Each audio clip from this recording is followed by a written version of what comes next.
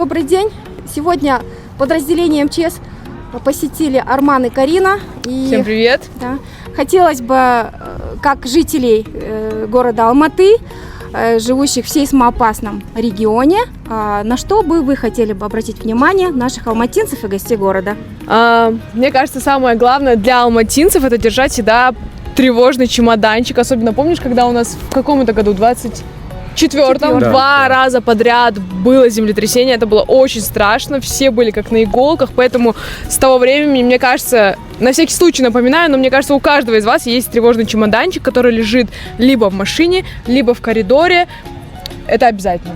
Вот. Что нужно? Что нужно? Еда, которая не портится. У нас это вот каша рисовая. Ну, каждый берет то, что хочет. Мясо, паштеты, вот такое. Высококалорийные. Да, все, что не портится. Обязательно вода. Самое главное — это вода. Потом у нас фонарик. Это тоже важно. Это еще у нас еда. Много еды. Еще еда.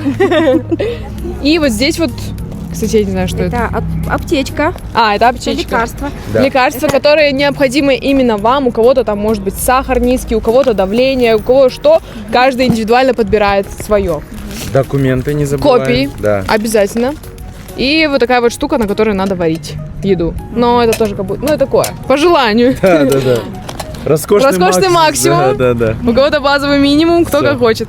Вот такой вот рюкзак нужно собирать. Благодарю. Для нас важна каждая жизнь. Да.